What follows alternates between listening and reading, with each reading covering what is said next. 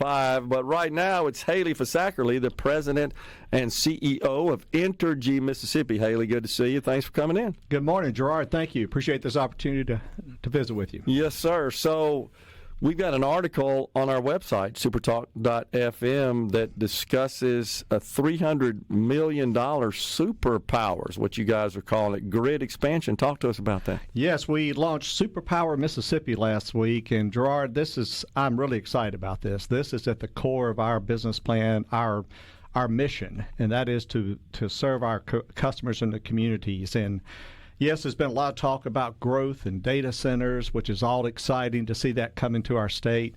But what it does for our customers and communities to create the new revenue into this business to allow us to reinvest in new technologies, greater reliability, to improve service to all our communities, and to keep rates affordable. And that's what this is all about. Okay, so was this to any extent, Haley, driven by these data center investments? AWS coming is going to be consuming a lot of power. In fact, I got to share this. Last time, you kind of shocked me with this last time you were here. Entergy Mississippi's revenue is about $2 billion a year. Is that correct? Right, about 1.5. Right. Before. Okay. Yeah. Okay. Right. But I think what you shared with me is that you expect revenue from the AWS project to be close to $1 billion.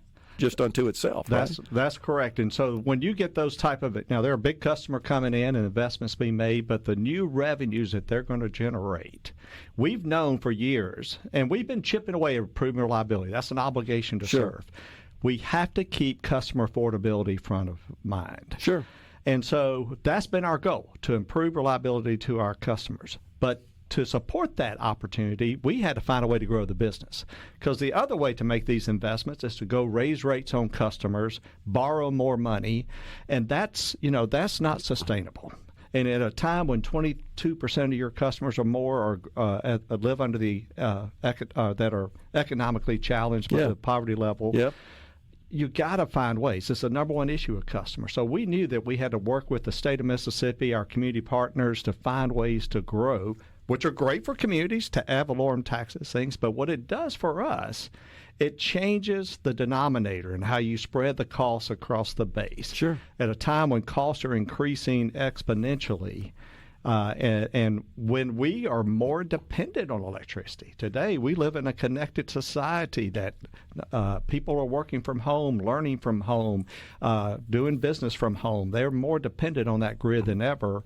We're seeing weather challenges like we've never seen before. So the need to change standards to make a more resilient grid is driving the cost in there. So you're exactly right. Those revenues from the growth, AWS, Avio, we're seeing growth around other business customers. Whenever you can create new revenues in the business, they lessen the impact on the rest of customers. And that's what's exciting about this. And so my take on it when you explained this was that this is really just a plain old economic principle of economies of scale. Exactly. Just like everybody else's business. If I can sell more of my widgets, I spread the costs across that. Yeah. And you add to that at a time when we're seeing inflationary costs. One of our biggest expenses in our business is vegetation. They cause 80% of our allergens. We spend a lot of money managing tree trimming. We have seen a 50% increase in 5 years on vegetation trimming costs.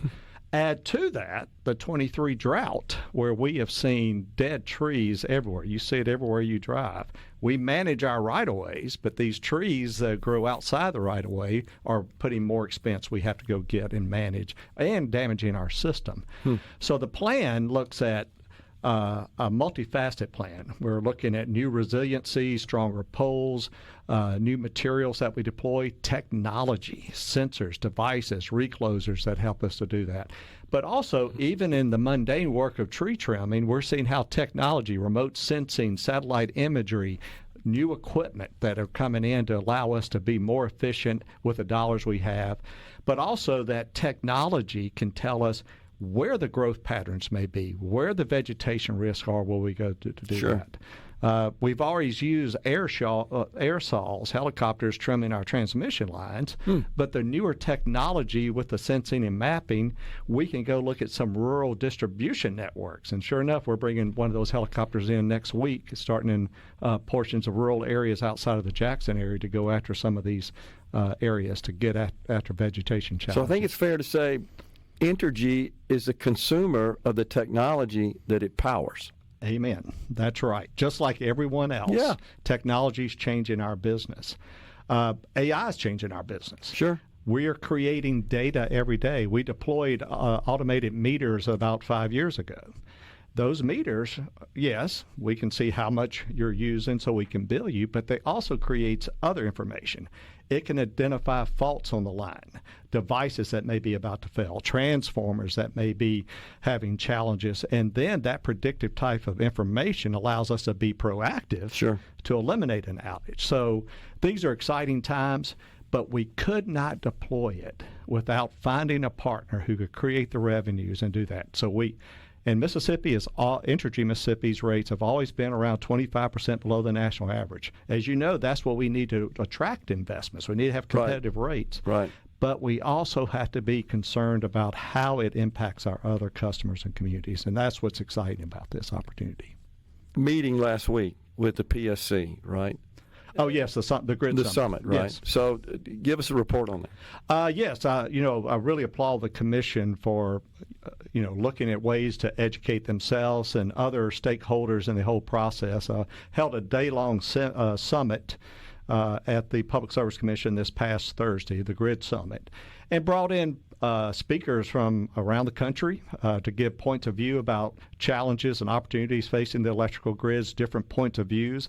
Had listened to local people that had their points of views and concerns, were allowed the chance to raise those. Yeah. The electric utilities came in to tell their stories. We had a member of our team there, Jeremy Vanderloo, to tell the story about just this, what the growth opportunities doing, the opportunities to modernize the grid to better serve our customers and communities.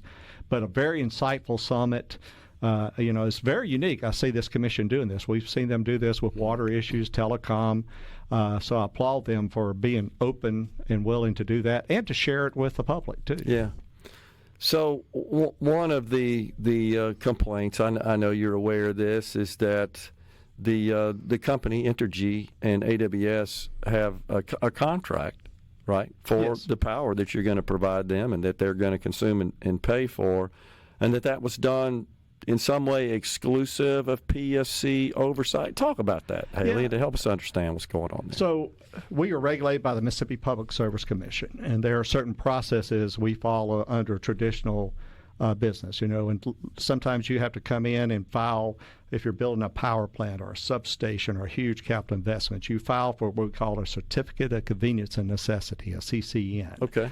And that's a very lengthy process that you go through, and it depends, how big the project's, how long it can go.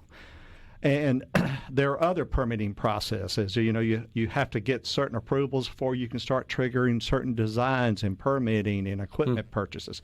That could really add up into years. AWS came to the state of Mississippi and said, we have this opportunity, but we're going to go to the state that can help us deploy this first phase in 3 years. Right.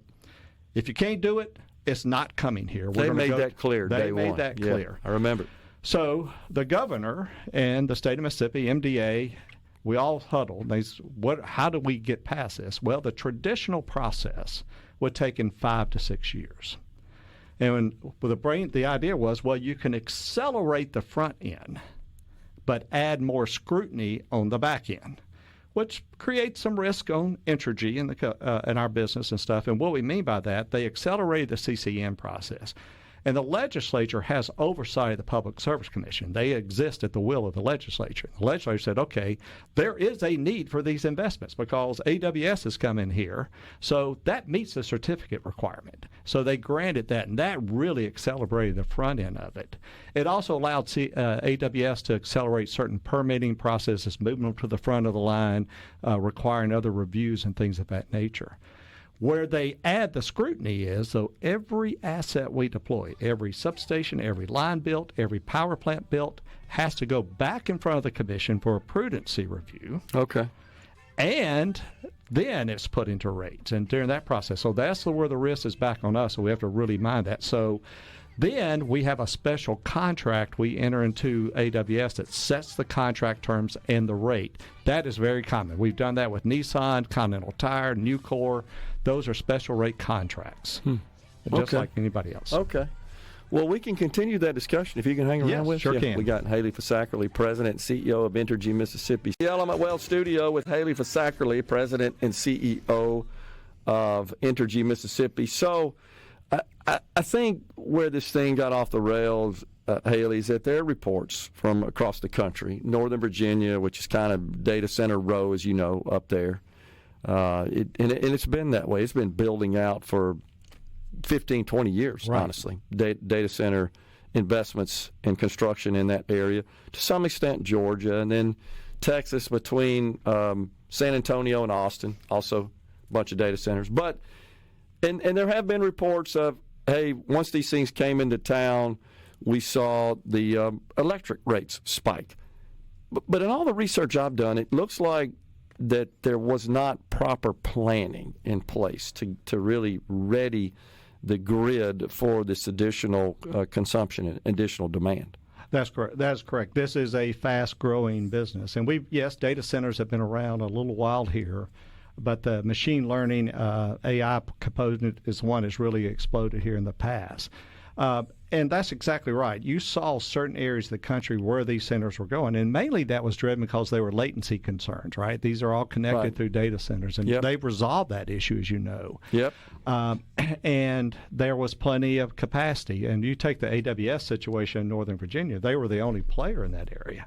And what you'll see is where AWS tends to go, all the other ones follow them. It's a magnet. Right. Also, we need to recognize, look at the facts. It happened also at a time when we're seeing huge increase in the supply chain materials. We're seeing 40% plus cost increase in transformers, 20, 30, 50% increase in switch gears, materials, devices, poles at a time. Add tariffs to that. That's adding more cost to it. So we're seeing it. Yes, electricity demand is growing up too, and you're starting to see those from the growth. But what happened there is just that. It were caught off guard. It grew. But we learned a lot from that. Every state has different rules and procedures or policies they follow. As far as rate-regulated utilities in Mississippi has been the long practice of the Public Service Commission. And they're very supportive of economic development. But they have always been clear that any incremental costs, any cost to serve those, have to be paid by that customer. And that's actually in the legislation, too, isn't it? It's written verbatim in the legislation that they cover their proportion, their cost to be served. But they also stuck another sentence in there. It has to provide benefits to other customers. Okay. And so that's where SuperPower Mississippi was born out of there, because of the revenues that is coming to the business. We're able to roll out this plan that's going to lead to a 50% increase in spending to improve reliability above our current plan. Right. Plus, reduce outages in 5 years by 50% at zero cost to customers for that incremental spend because of the new revenues. I would otherwise had to go get that revenue by raising rates to other customers. Yes, and I've heard you explain this multiple times, and want to have you back on again to continue to make that very important point. So let's just get blunt about it, Haley. If you guys figure out after this AWS project's online, and we got, of course, a couple of other data center investments in your footprint as well, and you show up and say, hey, look, doesn't look like we did the math right here and the economics right, we got to go petition for a rate increase. And you go to the PSC and you say, hey, we blew it in our calculations here, and we got to pass this on to the ratepayers. I don't see you doing that first. And secondly, the PSC's not going to be friendly to you there. No, they're not. Plus, there's a very, very transparent process in how we work with them. Let me add to this, too, though.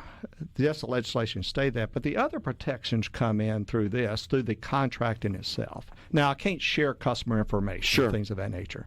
But what contracts do, they have terms and conditions that are laid out in typical contracts. The term, the length of the process, the money up front provided by that customer, the minimum bill that they have to pay to cover their costs. Things like that are put in place. Credit metrics are required to put up in there. All makes sense. All those things are in there. That is, yes, protect the company, but also to protect other customers. And they're ironclad. These are very big companies, and we enforce those stuff. And so that's why that's done that way, and that's why those terms have to be kept confidential, too. It makes total sense.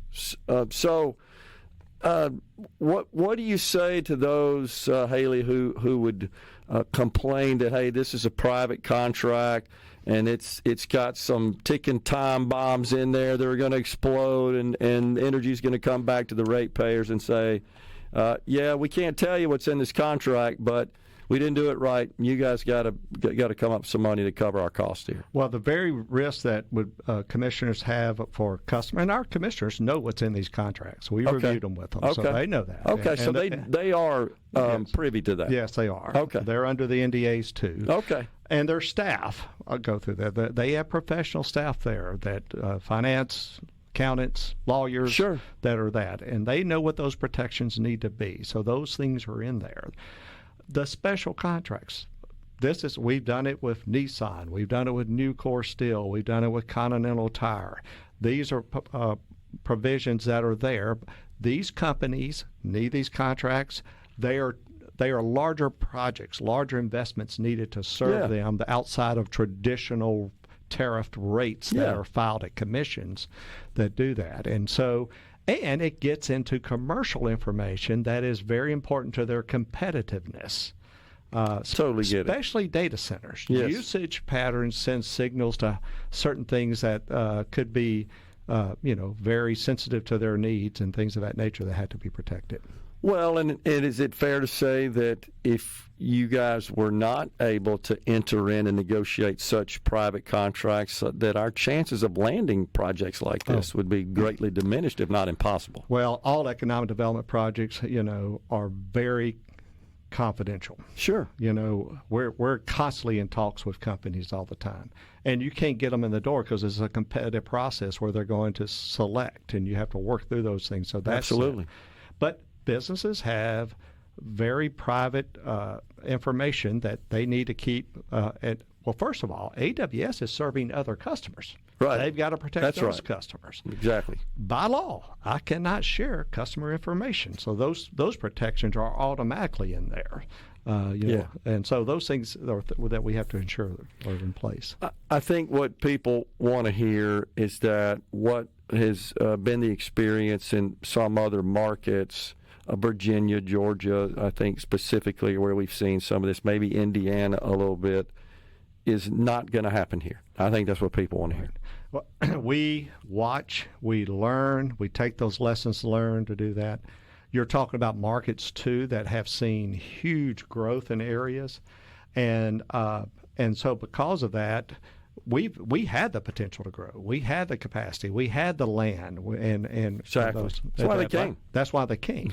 They could grow that. But because of AWS, because of that, our rates are going to be much less than they otherwise would have been. The trajectory to invest in this business was going to be significant.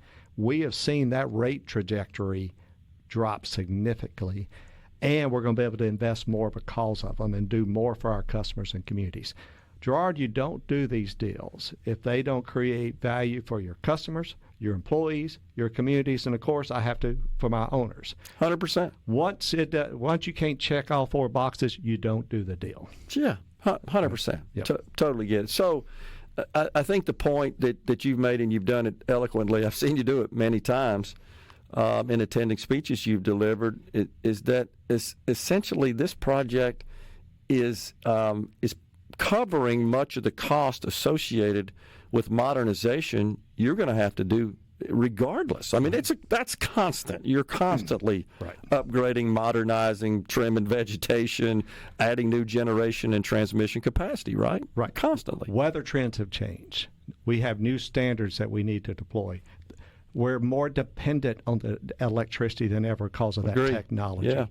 And so our obligation says we have to make, and we have been investing. There was $600 million in our 5-year plan already. Okay. We're going to increase that by 50% because of the new growth revenues coming in the business to have nearly a $1 billion plan to do. So we won't be any longer chipping away. We're going to be aggressively going after that and to make Entergy a utility that all of our customers and communities are proud to be served of, and giving them the best, most reliable, affordable electricity possible. And that's a great point before you go, is through this investment that's largely enabled by this massive economic development project, you will improve the reliability of the service and capacity as well, right? That's right. And without AWS, we would have seen significant rate increases on our customers at a time when they can't afford that. Okay. Say it loud for the folks in the back, as they say. That's right. Appreciate you coming in, Helen. Thanks you. Appreciate this. You bet. Take care.